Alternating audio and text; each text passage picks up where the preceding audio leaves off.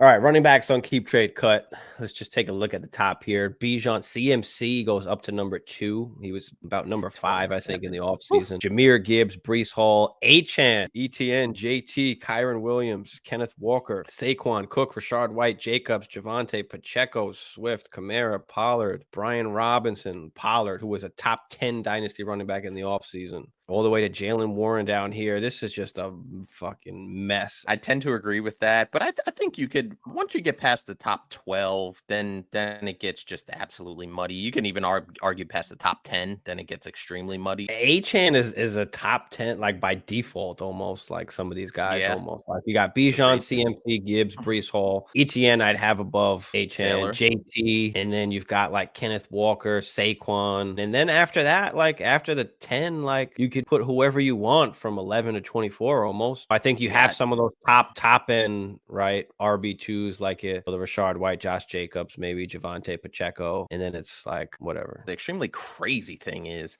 that some of these guys, man, all it takes is one draft to just nuke their value, right? It takes one draft to nuke any one of these guys' value. And let's just call it what it is, right? ETN looked like the guy, and they go out and draft the Tank Bigsby. Kenneth Walker was a lot higher than this, right? And they go out and draft Sharps, right? And that kind of, I wouldn't say it nuked his value, but it definitely, put a dent in his value. So any one of these guys is one draft away from their value taking a hit. Yeah, for sure. I mean, and we don't have that many like RB1s. Like there's not many workhorses anymore. I mean, it's all just a bunch of RB2s, pick which ones I guess you want out of it. I mean, Rashard White, RB12 right now, but he's like what, RB4 or 5 on the season, something like that. He's like a top 5-ish running back. Does that continue? I mean, I don't know. I don't think he's great between the tackles. I think they've signed somebody maybe to run between the tackles, or they give somebody else a shot. I mean, he's great catching the football. He's great, pass catching, but is he the actual like full 3-down workhorse guy? Like, yes, that was by situation kind of this year, but is that going to continue for the next few years? Like, I don't know. Same thing with James Cook. Probably not. I feel like James Cook is, you can say the exact same thing about James Cook. I mean, Jacobs obviously took a hit, and we said to sell Jacobs last year. I mean, you had to after that huge season. Javonte's up here, Pacheco. You got some of the older guys, right? Kamara, Pollard. I mean, B-Rob still down here at RB19. He's been having a good season. Spears is going to wind up moving up because we don't know what's happening with Henry, right? Charbonnet, Monty Stevenson's all the way down here. Joe Mixon. The one guy I really feel for, especially today during this show, is Keaton Mitchell. That was absolutely brutal, dude. Like I really feel bad because it looked like he was picking up some steam and he was going to have a really, really valuable role with that team. And his value, I feel like his value could have been the highest to jump because they're obviously Baltimore's going to make a playoff run. They can make a deep playoff run. And if Keaton Mitchell was a big part of it, making those explosive plays, the dude is averaging like 8 yards a carry. 8 yards a carry. Now, I know it's not crazy volume, but the explosiveness and his ability to change a game with one touch, like I felt like he had the most opportunity to jump going down the stretch in these particular rankings. Yeah, I mean, you're going to put Achane up this high. You're going to put Kyron up this high. I mean, I'm moving off of all these guys. James Cook, Rashard White, like ASAP, like you need to move off of these guys if you want to get the value for him.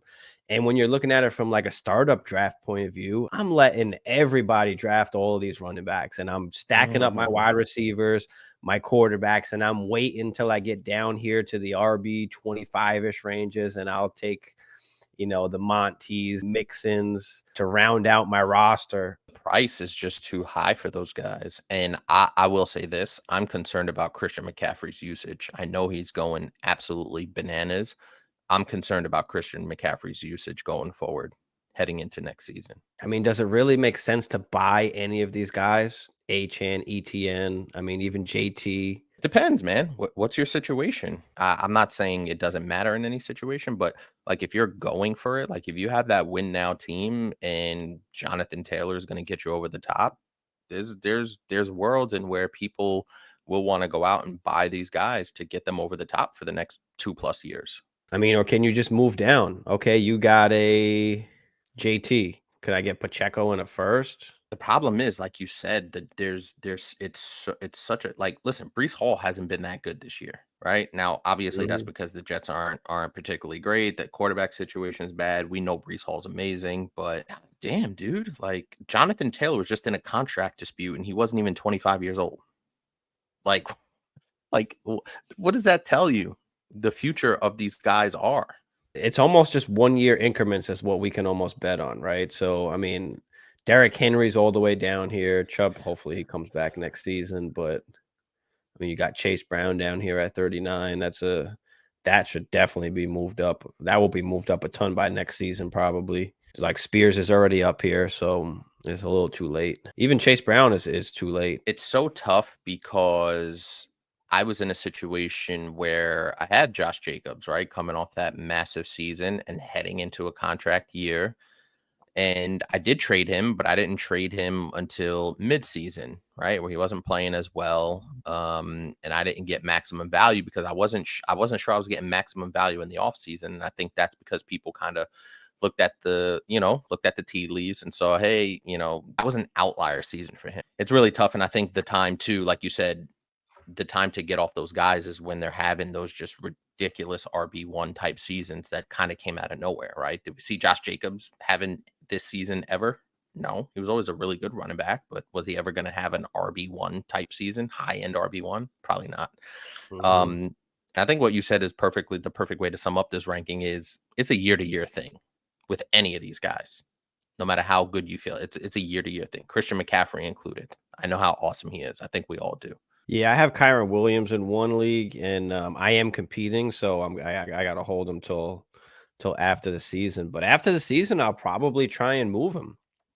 I'm probably going to be trying to move him and trying to get me another kind of top 5-ish, top 7 wide receiver. I feel like your best advantage at the moment is going to be startup drafts. Like that's going to be your kind of best advantage to kind of sit back, wait, because it's hard. We don't know, like Cameron said before, and we talked about this a lot last year, like don't buy any running backs right now. There's no point to buy running backs unless it's a Gibbs maybe or a CMC or Bijan, like something like that, where you know that they're kind of guaranteed in, but we don't know a lot of some of these other guys or what is going to happen. So don't wind up wasting anything now on running backs. Like we'll go fix that once we know things after the draft, once the season's starting. But yeah, don't advise buying any running backs necessarily right now, unless they're kind of some of those stash guys that you're getting thrown in on trades. You know, that's not the main thing you're going after, right? Can you get some guys thrown in?